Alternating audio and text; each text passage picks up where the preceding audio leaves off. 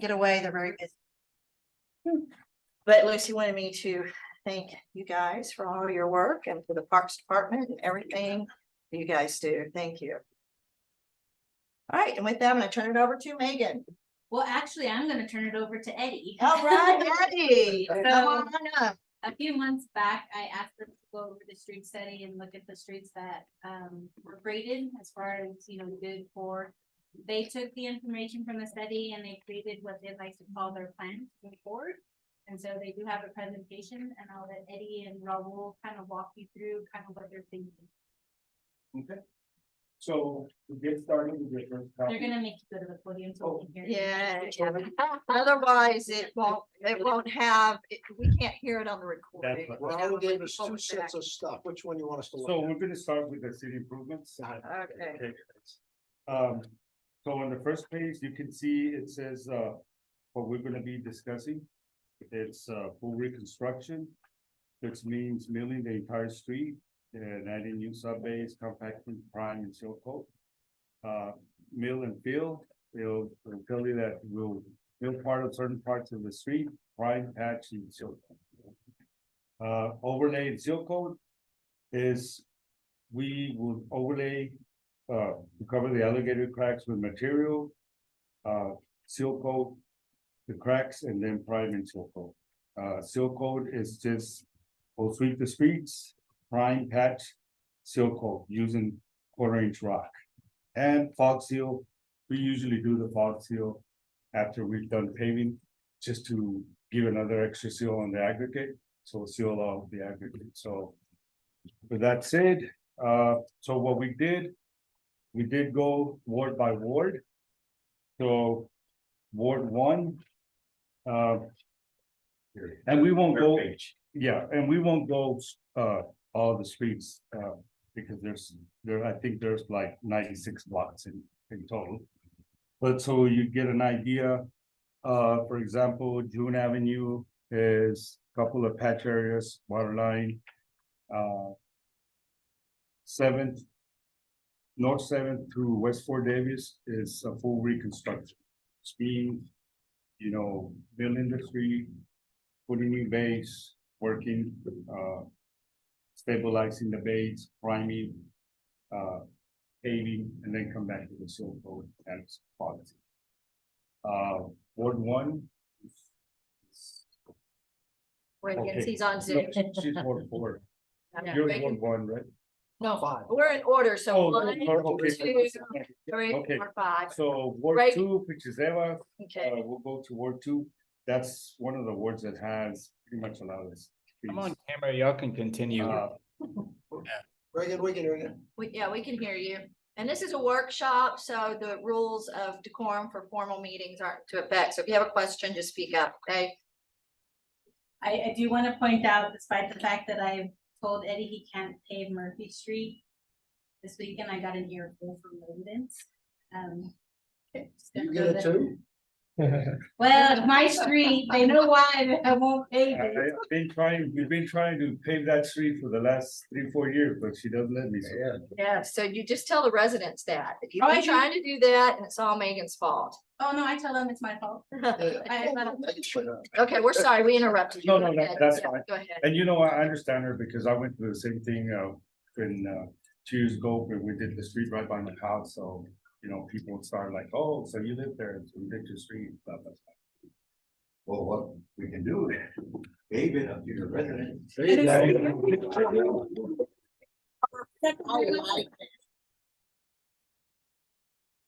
So getting back to the survey here, we have a lot of fog seal because fog seal means that most of the streets are pretty good there. So we're just gonna go ahead and fog seal just to seal the existing street. Excuse me, Eddie, fog seal, what's it cost to do a block?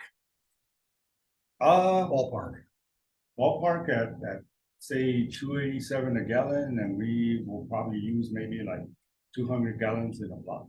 Okay, so $3 a gallon times 200, so $6,000. But usually our distributor holds 1,700 gallons, so with that, we could probably do a good 12-15 blocks. Okay, that's not too bad. Yeah, thanks. some of these are, most of them are fog seal in this ward. We have, 4 seal coat, like 3 rehab.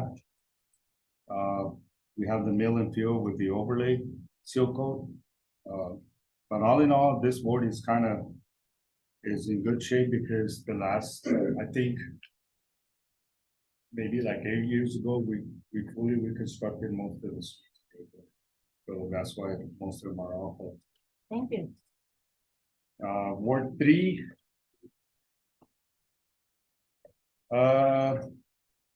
Again, we got a lot of seal coat on this ward. Which means too that most of the streets are in pretty good condition. If we have to go in there and just seal coat, that means that they're pretty good, in pretty good condition. The overlay part is, again, to cover the alligator cracks.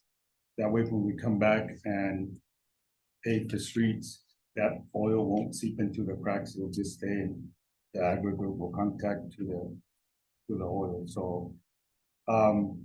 We got a few mill and field and 2 seal coats. So. Again, that's pretty much, they're pretty fair condition. Ward 4. She couldn't be here. She was very busy at work. Okay. So we'll go. To Ward 5. Again, we got a lot of fog seal here because, again, streets are in pretty good shape. I think 2 years ago, we went to do that part of the area and I guess, their dirt work did.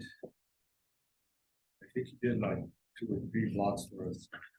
And most of it is overlay and, seal coat, and fog seal. The uniqueness about Ward 5 is Country Club Estates. Yes, That's so, almost like an addendum. That's our training facility. There you go, good, okay. yeah, so, That works. so as you know, Country Club Estates. Yeah. We had, prior to that, we did the sub base and Yeah. get that in, MS2 oil, so we didn't really have to do much to it, just patch it. So we went ahead and paved it. Yeah. And then we came back and sealed it. Yeah. And we fog sealed it as well, so that should be good for good 18 years before we actually have to go back. Eddie, is that the entire Country Club Estates? Or No, are there ma'am, some no. streets that, Just those streets, not all the road going into the states itself. It's, Kenowa, Logan, yeah, and then, and, so next year we'll do,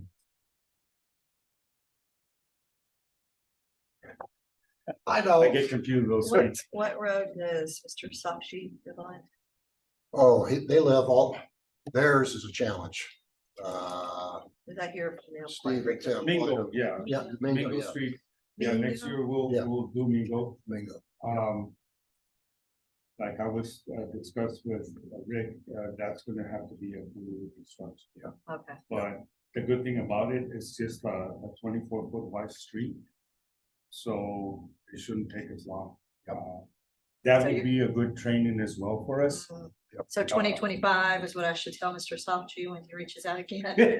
I did talk to him. Good. And I told him that we're not giving up and we didn't just stop, Okay, that I had asked Eddie to come back into this area of town. bless you. Because they hadn't been visible all Yeah. summer. So we wanted people to realize we're not addressing just, one area of town, we're addressing it all. Sure. Yes. So I did speak with him. Okay, good, good. And again, that would be a good training for us to, with our new team, to go ahead and refurbish the street before we come into town and do that. Perfect. He actually lives on Matewan, Matewa. Yeah, metal. ATT. Matewa, and Steve lives all the way up at the end of the top. So, and the challenge with that road is that it's so steep, Yes. getting water runoff and to build that's a non-trivial thing to work. That's something we have to figure out, maybe just pave going down Yeah, and that's it. yeah. So in total, we have 96 blocks that we did on our survey that either need to be filled or overlaid or seal coated. what we try to do every year is we try to do blocks on every ward. That way your constituents won't say like, hey, how come you're only doing this ward, this, that. So, and that's what we're actually doing this year. We're fixing to start over here on Orange Street, work our way down to 11th and work our way over there to Fighting Buck and then Bird Street and all that. That's a good plan, Eddie. Thank you for doing something in every Yeah. ward. Yeah, and then after that, we'll do some on the south side. We're gonna leave the high traffic areas for the last, like Del Rio from 10th to 5th. Avenue I from 118 to Regan, that's like 15 blocks in total. But we'll do that last since they're long streets. Right. And they're high traffic areas, so. Okay. And again, so with that, we'll probably cover all of it. Good. I think Reagan was, oh, his hand's up. Thank you, Mayor. I can lower that too. There we go. Technology. I Yes. appreciate you being here, Eddie. Thank you for all you're doing. And I want to ask a little bit about like, I know that there was like a bus that went around with constituents, like how we were looking for streets to do, but what else went into like picking what streets? And also I'm kind of getting at what determines how much of a street that you do. And by the way, I'm in Ward 1. Y'all just did some work on 6th Street. And I'll be up front. You did my side of the street, which I want to say thank you a lot, but that looks really weird. And then you didn't do the other side of the street. And it's like has just as much dirt over there. And so I'm just wondering, you know, what that goes into that. Well, since the last 2-3 years, we've been strictly doing seal coating because we don't have a big crew to actually do the full reconstruction. So what we're doing is we'll go around and see which streets need a seal coat that are still good to seal coat. They're not beyond fully reconstruction. So that's how we go about it. Hopefully, our goal is to get a crew at least 10 people, so we can start fully reconstructing streets, which means, you know, mill, if they need base, we'll base them, you know, and pave and seal coat. Yeah. But for now, that's why we're just doing strictly seal coating. Okay, so that's just that asphalt that you're putting on top and kind of running over it with the truck that has a big circle. Actually, what we do, we'll actually sweep the street, we'll prime it with MS2 oil, and then we'll give it a good patch, and then we'll come back and pave it with CRS2 oil and quarter inch aggregate. And then after that, we'll come back and fog seal it, make sure. So actually, we're putting oil on top of that aggregate to seal the crevices in the aggregate, and basically you're getting 3 penetrations of oil in that street. So once we do that, unfortunately, some of the streets we hadn't fog sealed before, so they don't last as long because it's very important to fog seal. Done. Is that kind of like if there's just so much dirt or whatever is there, it's going to take something else to be able to get it up to the standard that you can do what you're doing right now? Is that me understanding that better? You mean, well, some of the streets have a lot of old growth because if some of the streets you look at them and they're like 24 foot wide, 27 foot wide, and they're actually 32-foot streets. Yeah. So when we go in there, we actually cut the street all the way, both sides. So if it's a 32-foot street, we'll cut it 32 foot wide, and then when we seal coat, it'll be a 32-foot street. I appreciate that, Eddie. Couple more questions. Are all your staff getting the 15 an hour right now, or we still have some staff under that?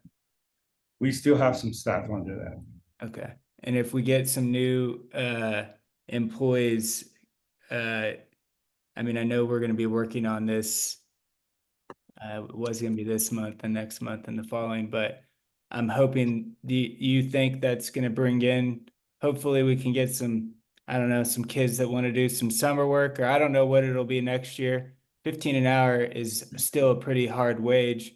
Do you see that that's gonna be able to help you fill these Oh, yes, vacancies? definitely. Actually, we've had some guys apply with experience. Okay, But we consider a worker two or even a worker three for that matter, and they just need a job and they're willing to do it for 15 an hour. You know, but once we tell them, well, we can only start it with 13.50.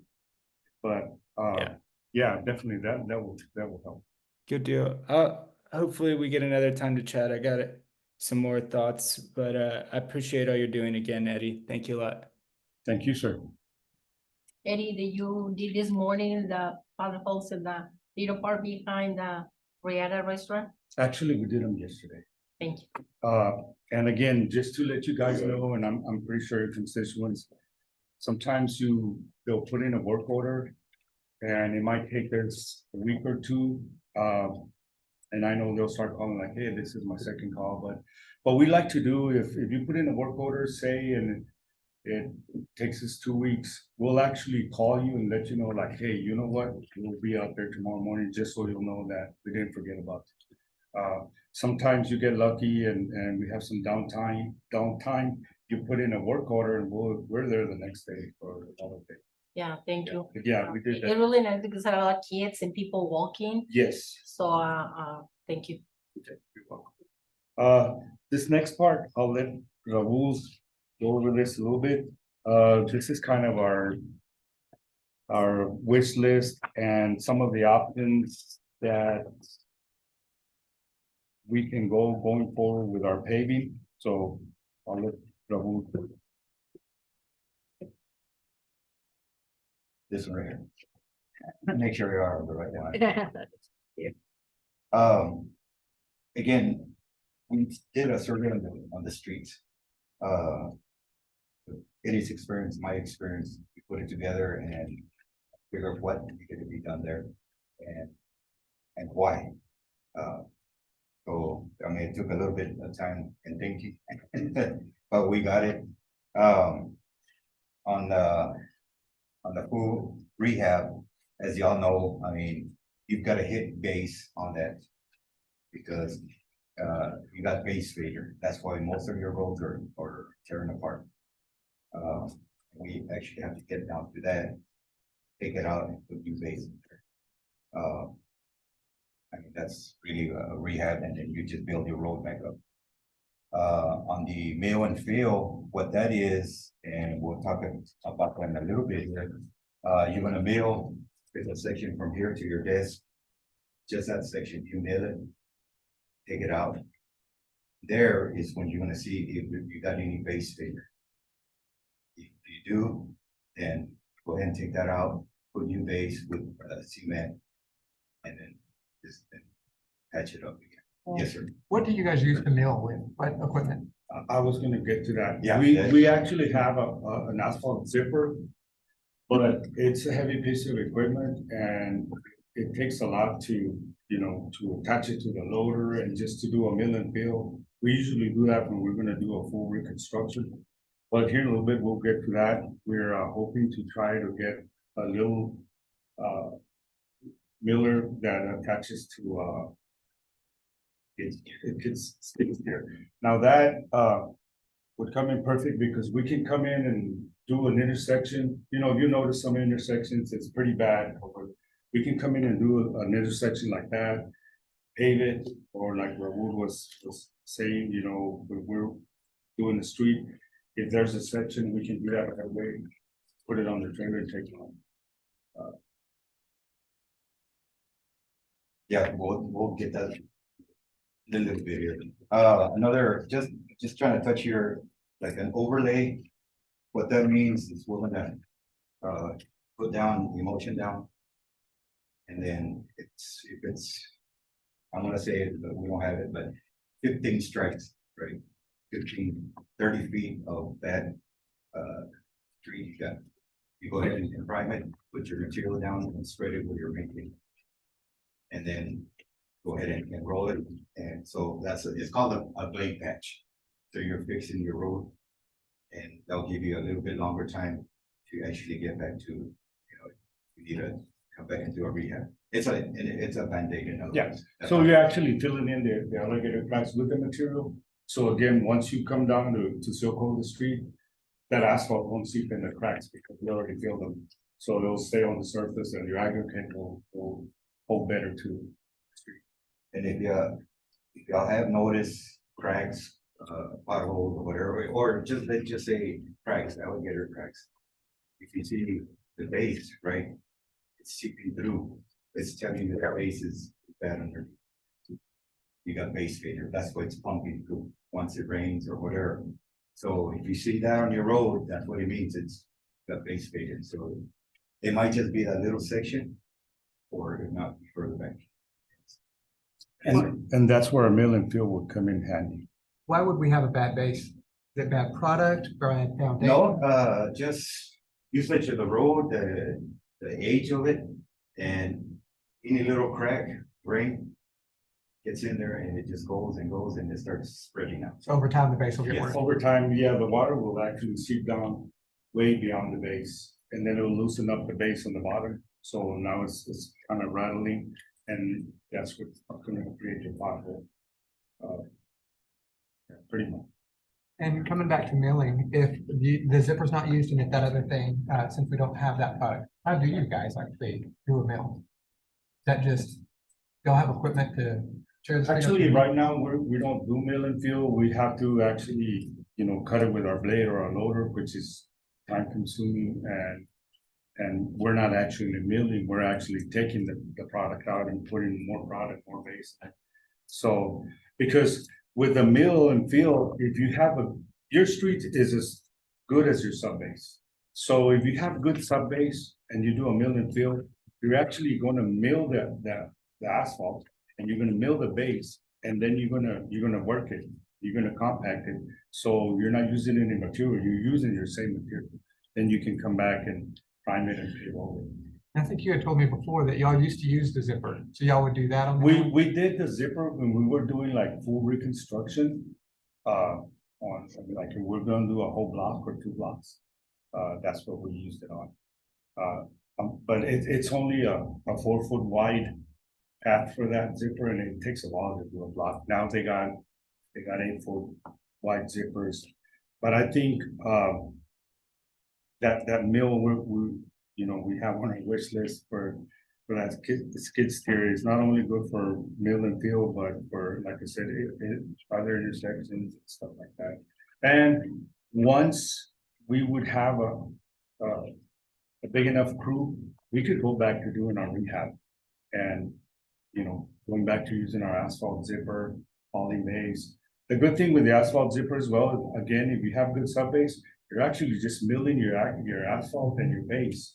So, and then you're getting a good compaction and you're paving over the same material. Now, sometimes you do run into blocks that they don't have good sub base. Well, then you're gonna have to come and take out some of that material, put in new sub base. Is that when you just add cement? But that's for the mill and field. Now, for the full reconstruction, if you don't have a good sub base, then we'll come in and take some of that material out and put good sub base. When you said that it's on the wish list, is hoping next year you can get it, or who is in charge of the wish list?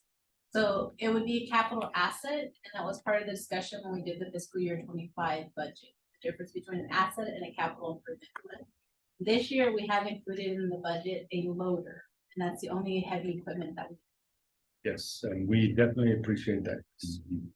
So it would have to be a budgeted item, but we also have a workshop to go over financing possibilities, to help with our CIP and asset rates.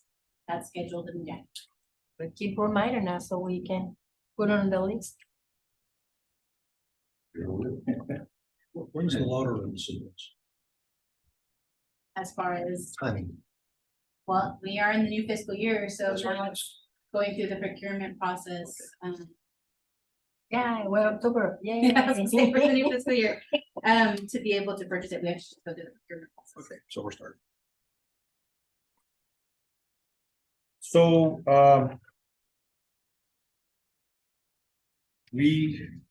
before we go into our wish list, we'll do our options, which we have option 1, 2, and 3.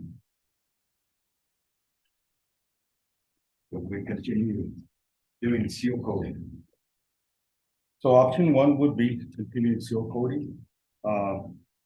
As we've been doing again, because we don't have a big enough crew. Option 2, we can subcontract to full reconstruction streets, which we did that. It was working pretty good. Unfortunately, last year when we put out a PSA, nobody bid on it, but that is an option since, you know, we don't have a big enough crew that, you know, it is pretty expensive, but as you know, all materials and everything is going up, cost of labor, stuff like that. I think the last time we got a quote for 4 blocks, it was something like $168,000. But that's a full reconstruction street, which is new sub base, paving, seal coating, and bonds. And then these options are just for you guys to consider as we go forward. And again, option 3 would be full reconstruction of the street as soon as we get a big enough staff. That's just something for you. Yes, sir. If you don't mind me asking, so you mentioned multiple times, how many employees do we currently have and what would full staff be? Okay, we have 4 crew members and 6 with me and Raul. Six Full total? staff, maybe 10, 11 employees. And that would be 10 and 11 plus you and Raul, or? Yes, that would be 12. So we are actually down 6 total people. So what's driving that? I thought, you know, we staffed up, we went to technical stations to go train, but you're saying we only have 6 that we training going to Utah. We had one no call, no show. Yes, and then moved to another city, tell anyone. We had another one that that just took off. took off. And they were in the training process. So basically, me and Raul we're doing the training with that. The positions, not all of them, but several of the positions are there. But he also has multiple departments that he utilizes those employees as well. Water? No, No. so you have parts, does have mechanics, and he does have a part-timer when needed, right? I think I've seen her out there doing the Yes, ma'am. Yes. flagging. Oh, Yeah, she used to be in the tree department with us, so now she's doing the facilities, but she'll help us out with work. And we reach out to David and his crew to do traffic control. We'll reach out to the airport with Riley, so drive one of our equipment. All in all, because it would probably take 10, 12 people. We're out paving, you know, you gotta need a loader operator, a dump truck operator, spare box, distributor, 2 roller guys. And traffic. Is that 10 people, does that allow you to run 2 simultaneous crews or just 1 crew? That would be awesome, because now you can actually run 2 crews. When it's not paving season, you can actually run 3 crews and do three things at the same time. Now, there's a lot of projects out there that I have on my list that I could never accomplish because we just don't have the people and we don't have the time. We have to deal with the work orders and everything, Peanut Peaks, all that stuff. But yeah, you can have 2 big crews or you can have 3 little crews. And then out of the 4 crews with you and Raul, how many of those are certified for heavy machinery? Well, what we do, we do a lot of in-house training. So, you know, you start as a worker 1, usually a worker 1 comes in here, they'll know how to run, you know, weed eater, stuff like that, but we'll do in-house training. We'll start with the rollers, rooms, the loader, backhoe, distributor. So at this point, what we're trying to do is we're training everybody on all the pieces of equipment. That way everybody's familiar with it, because at any given day, you know, we're gonna pay tomorrow, somebody might call, the distributor driver might call and say, hey, I can't make it today, so we have to shut down for the day. But like right now, we have 2 distributor operators, so that's good. And we're doing a lot of in-house training. So that would be how we do it. We're actually gonna get Yellow House to come do training with us for the distributor. So we're going ahead will be doing that and do some training on the splitter box. It has been advertised, The city's hiring people, or how come you don't get more people to work with you? They don't want to Well, work? actually, the big part of it is the pay, really. Oh, Because, you know, a lot of people, I mean, it's hard work being It out is. there, you know, weed eating all day, patching all day, or even doing construction. It is, and, you know, we've had a lot of guys that, you know, they come to work and they'll work maybe a month or so and they'll say like, hey, man, it's not with this day, so. Again, if we were to go to $15 an hour, that would definitely help because now. when the $15 to start? So that's part of the compensation study. Council has never approved the $15 starting pay. Oh. During the discussions for the 24 budget was to go out for the compensation study. Because when you start someone at 15 and you don't address the compression for someone who's not at 15 or who has been here longer and you just put them to 15, then you do have more internal issues with employees probably quitting. So the compensation study was to address increasing the starting salary, to put in a pay scale, and then to look at the compression for all of the employees after. Reagan has his hand up. Thank you, Mayor. I appreciate again, Eddie. We don't always get the opportunity to speak to a department director. So it's really good to hear you speaking about this. And you know, I just don't, I'll say off of like one of your comments and I think it highlights this perfectly, to be honest, is like, we got guys that are willing to do it for this wage or 15 an hour or whatever. You know, the thing I want to set you up with, Eddie, is I want to set you up with guys that are like good at this or have experience, or like you're kind of leading to that, you know, are going to stick around more than a month, you know? And I got a couple of questions and then a little data to share as well. But does this job, is it year round or is this more when the weather's good? Well, actually, our paving season, we like to start in March and April. And weather permitting, we pave October, November, and sometimes the first weeks of December, weather permitting. So do and you then- lay off everybody in the first cold snap, snow, whatever it is that it stops it? Or do we have, do you have the wish to have 10, 12 people year round? Yeah. Would they be able to have? Yeah, more? year round, yeah, no, the 10, 12 people is a full-time work. Okay, Because like I said, there's lots of different areas we can work, you know, within the city, but we just don't have the staff. And with a staff like that, like, you know, sky's the limit in a way. yeah, Because we can now, you know, address a lot of the things at once. Like for now, for instance, we go as one, all 6 of us go as one to do a certain job, say, for example, clean the creeks. You know, and with having more staff, you now have different groups that you can have people clean the creeks, you can have people out patching, you can have people working on street signs or whatever's coming in. that's a good point, that there's other work. I mean, sure, there's gonna be a few days out of the year, it's like, it's when the kids ain't going to school either, and probably, hopefully a parent gets to stay home with them as well. But that's a good point. There's plenty of work to always be done, I'm sure. Oh, yeah, definitely. Yeah. And And like I so, said, it'd be nice to be fully staffed so you could really see the difference within the city. You could actually drive through the city and say, hey, you know, it's kind of clean, everything's uniformed. Yeah. That's one of the goals that we're starting for, but unfortunately, like I said, without a crew, it's hard to.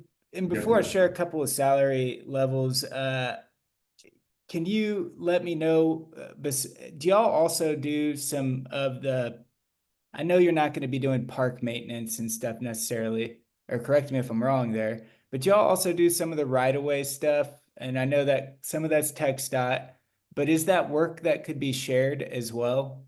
Or what's your understanding, maybe, and I apologize if, you know, you haven't had that experience or something as well.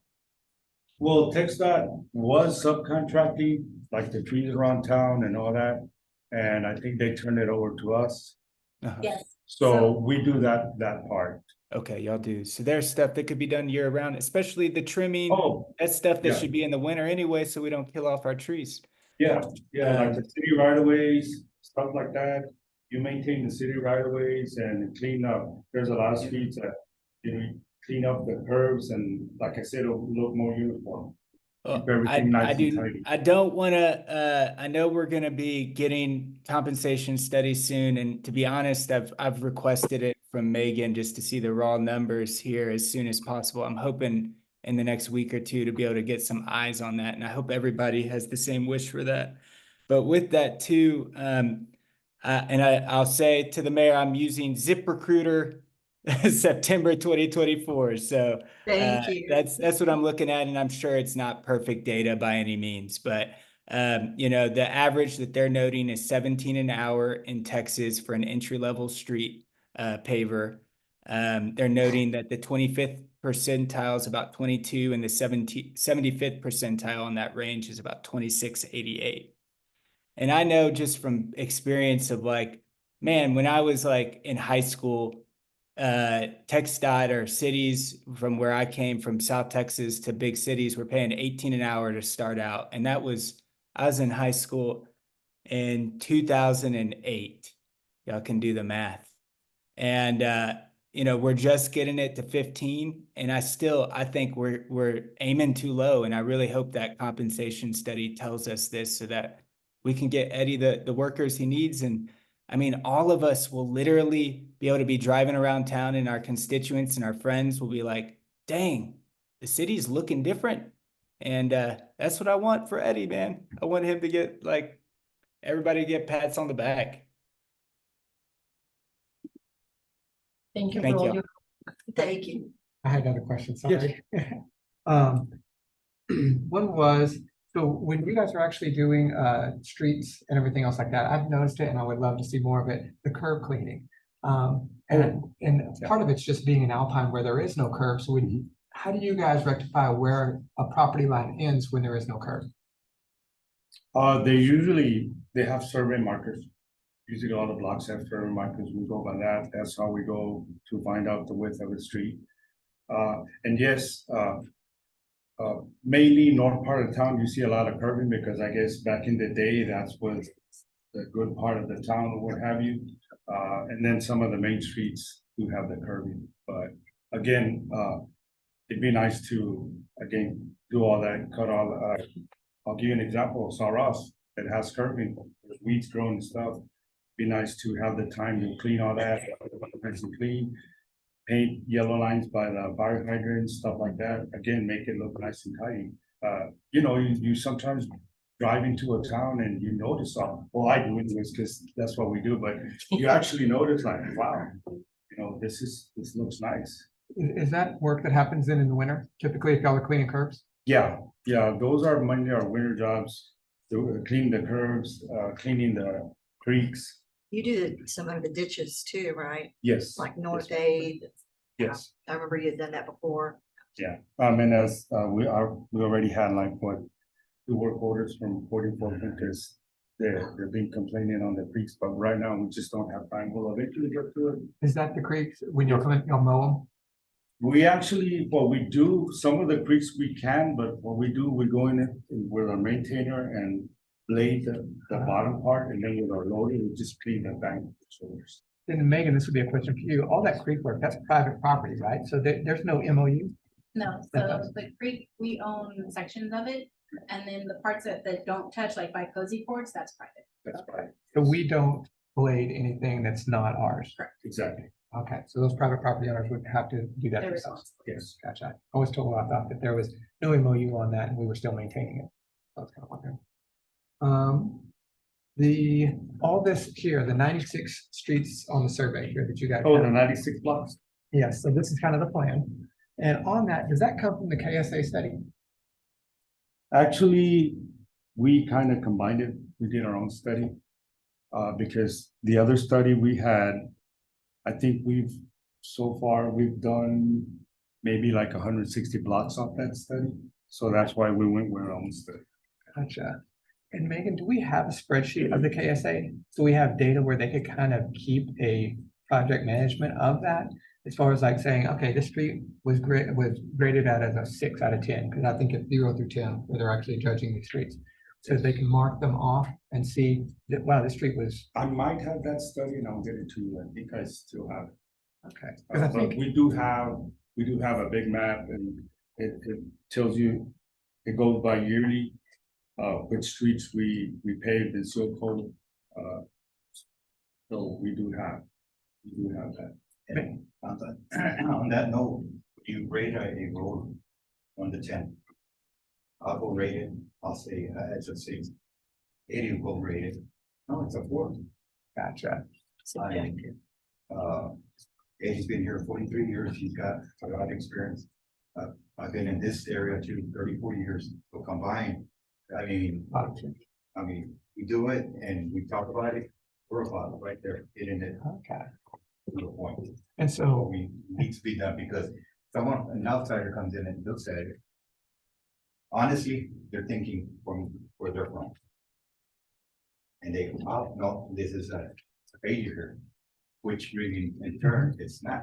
I mean, it's still good. but a 10 may be an 8, but a 10 is never a 2. So like, a bad street to you is a bad street to the engineer as well. It just may not be as bad or anything else. Yeah. So we can use generically, good, bad, and everything else. Mhm. Okay, that's what I was gonna ask Megan, how much did we pay for the study? A little under 50,000.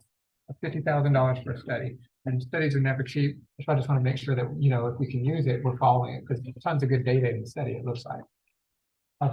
Yeah, I mean, again, with that study, it is a good study, but then again, just like Erwin said, some of the streets there that they would really wanted to fully reconstruct or just needed to be seal coated. But again, that's a good point. You're used to doing big cities where they fully reconstructed a street that needs to be seal coated, so. But yeah, we did follow that study. Question, then you also mentioned 24-foot street. Can you speak a little bit about, is 24 foot the thinnest the street can be? Because I think you said 24 to 32 feet. Well, yes, some of the older streets that we do have quite a bit, they're 24-foot wide, because back in the day, they didn't have access to base, they didn't have access to, building a bigger street. Most of our streets average 32. There's some maybe here and there that are 40. 40? Yeah, Wow, but at an average, it's probably 32 feet wide. okay, that's a standard. That's the standard. Okay. And I think the minimum lane size in Texas from TxDOT is 11 to 12 feet. So, If I'm not crazy. you'll put it in it. Depending on your shoulder, maybe 4 foot, 6 foot. Gotcha. So that they're building in that shoulder on the 32. So say you were 24, 2 12-foot lanes, 24, you got 8 extra feet, 4 on each side. Okay. Let me see if there's anything else. Oh yeah, you said last 2-3 years, we only seal coated. Yeah. What's the purpose of that? Why did we do that? Because again, we stopped refurbishing the streets because we don't have a big enough crew. Gotcha. I mean, if we were to, with the crew we had, try to refurbish the street, man, we'd probably do 5-6 blocks in 1 year, in one paving season, because it's time consuming. Moving base around, moving, Your main issue is people. And you said seal coating, if done with a fog seal, buys 8 to 10 years of time? yes, at an average. That's on the state highway, they give you 8 years. Now, you got heavier traffic, we got low volume here, so it'll give us a little bit more. Maybe 10 to 12. We have maybe 5 or 6 high traffic streets in town, the rest are low traffic, so yeah. Okay. And then last question, cost of the wish list. So we see the wish list. Oh, yeah.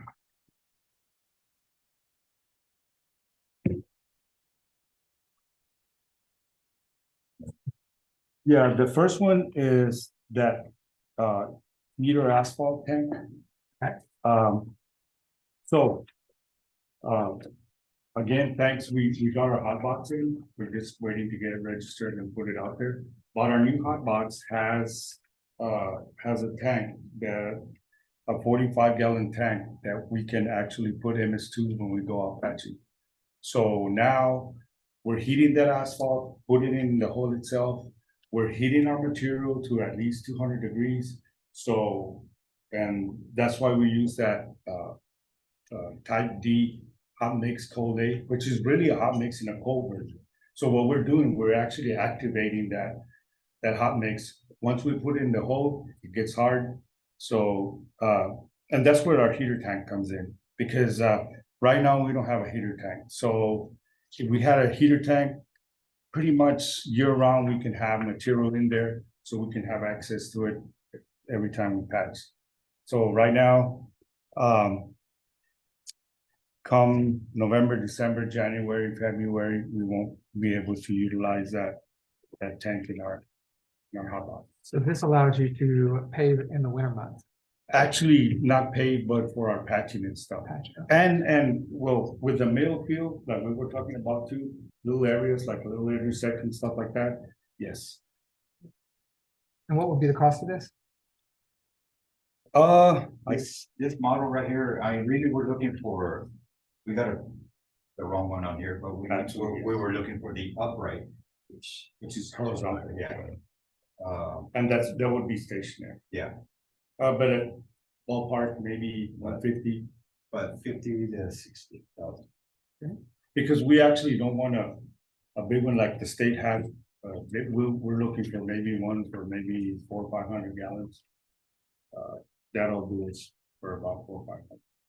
The other If you can, if we get let's say a 10,000 gallon, we fill it up, you can only heat it up so many times because you end up burning the oil or the chemicals in it. And all the detergents will, yeah. So what we're trying to do is have some on hand, but, or we won't have to be heating it up over and over then. And the good thing with MS2 is that you can dilute it. So it all depends if you want it 200 gallons or to 800 gallons of water, and you can compare what you need. And then on the, if one of the other council people have time too, just the cost and the reason for the planer and the skid steer. And especially if you think that skid steer thing's most important, the miller. Okay, the skid steer, the planer will help us do the middle. The middle of the road. So, I mean, that would take a lot of work, most of the times, and I've done it in the past, Eddie has to, you use your maintainer with your stock car to dig it out.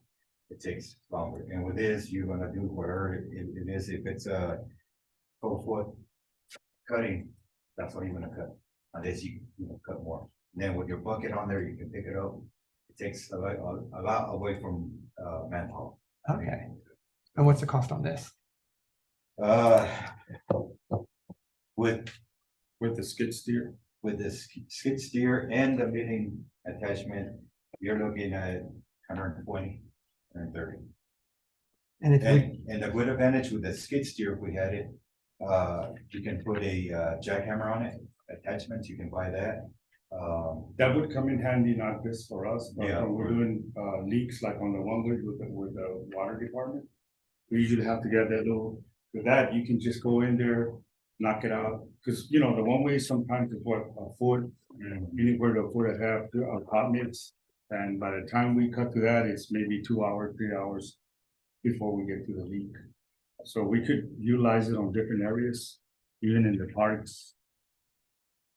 final question then. Which of all these allows you the flexibility to work with not a full staff? Which of these buys you some of your labor back? Like Raul had just mentioned, that one thing will kind of help you guys as opposed, I mean, if you have the zipper, you're not going to go in and use pickaxes and men to go mill out everything. So which one of these allows you to work on an 8-man crew instead of a 10-man crew? Or does it not? Well, actually all of them really, Okay. because you can pick either one, but you're doing pretty much the same thing. It's just the quality of work, the time of it, and you're gonna do a nice quality job. You're gonna do a nice square, make it look nice or uniform. And that's really what it comes down to, more efficient work. So Eddie, if we happen to find more money in the budget, which one of these would you want? I think if we've had to choose one, with the skid steer and the mill, The skid steer, yes, ma'am. so that would be your next number one. Yes, And this 96, this is for total, what can actually be accomplished next year? I mean, knowing that you're probably not gonna have a full staff is the world we live in. okay, one of the main things is, again, we like to start in March, but a lot of things get in the way. And we started this year, I think it was in August, in Country Club, fixing to pay still 14 blocks. And then after that, hopefully we'll do another 50 blocks. But, you know, if you get an early start, the earlier the better. I think when I took over, I had a staff, 10 guys, including myself. And we supported 102 blocks. And then the next year it dropped off back to like 5, and we did like 35. And that's the difference of the staff. Because you actually have a crew preparing the streets, and you have another crew just seal coating. So it's, you just, you know, move it on. And that's a good example. Any other questions? Which I'll get one more, the maintainer, of course, we have one. Yeah, we have. We have one. The picture really doesn't describe what we're looking at. We're looking at we call them the pony, a smaller version. Reason being, heck, we call it the beast. We're going to alleys, but we'll hit something, you know, you can't turn your blade because you end up knocking someone's fence over. The smaller one can go in there and you fix your alleys. And that small one is also good for your paving. Because with the big one, by that time you go give them a turn where you go forward, reverse, on a hot day, what you're gonna do now is you're gonna be tearing up that pavement there. You know, because it's so hot. For the little one, you can maneuver in and out really easy. And it's actually the blade here is called a moldboard. So our blade is a 14-foot moldboard, where this is an 8-foot moldboard. So that's why, yes, we can definitely take that rally, keep them maintained. Because I know, like, when the guys go do the water meeting, the gas, the reader meetings and all that, you know, they have to, you know, there's a lot of ruts in there and high weeds and stuff like that. With this, you can keep it maintained pretty much all the time. And you don't have to, it's hard to fix an alley because the ruts are where the tire marks are. And even if you go with, most of the time we have to haul material because the material is actually pushed up to the middle, but we have no way of cutting it. Even if we cut it with a loader, we can't put it in the ruts. With something like this, if you don't have to haul material, just work it one way, bring it back, roll it, and you're good. Okay, we have about 10 minutes left. Councilmember Stevens. So, again, thanks for doing this. Knowing what you know now and knowing we're getting ready to start a new fiscal year, okay. When can we have the list that says, here's our plan for the fiscal year, so that we can talk to residents to say, hey, here's when we would expect your block, your street to be working. Oh, that would be great. We can start working on it. It'd just be nice to have the list of sellers. Here's the sequence. Here's our order in terms of which we intend to work. Because you've got mobilization to work through, you gotta move your stuff around, get it all set up, you got material, all that. I just think all our residents would really be helpful to know, here's the time frame, or here's the sequence, knowing that stuff happens. Sometimes it goes on schedule, sometimes the rain flows through, Yes. sometimes it doesn't, but if at least people says, oh, I'm 5 down on the list, here's when my block's gonna happen. Yeah, Or I'm 50, Yes. that'd really be helpful. yeah, well, we actually do a list every year. Okay, so where's that list for this year? We don't have one for this year yet. Yeah, We did have a so- map on the city website, right? Yeah. Yeah. those- Do we those still 40 use blocks. that?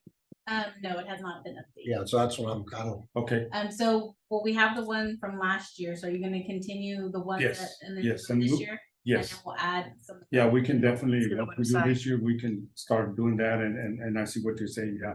That'd be Because a lot of people also come up to us and say, hey, when are you gonna go to my part of town, do this? And that way, and you know, if we know that they're on the list, we'll go ahead and tell them and say, hey, we're in this area. Yep. Once we do, we'll go over here, but yeah, we can definitely do that. That would really be helpful. Okay, Thanks. sure. One last question, Eddie, sorry. You said 120,000, for, the maintainer and things like that. If we had the option of, say, $120,000 to $140,000 for a maintainer in the Miller, or 3 to 4 guys, what would you choose? Man, I mean, So with, yes, thank you. one or the other. I mean, it's hard to tell you, oh, I'll take the 3 guys or I'll take the Miller. In this case, we will take the Miller, and we'll just have to do with what we have with our staff, because there's no guarantee we're gonna get the 3 guys. Yeah. And we have a better chance of getting that piece of equipment and just having to do what we have. We've been doing this for the last 4 or 5 years. So, and again, we do what we have with, we do what we can. Other questions? Yeah. All right, well, thank you so Thank you very for your much. hard work. We appreciate you and all your hard work. Thank you. Thank you. Thank you. 5:30. With that, workshop is adjourned.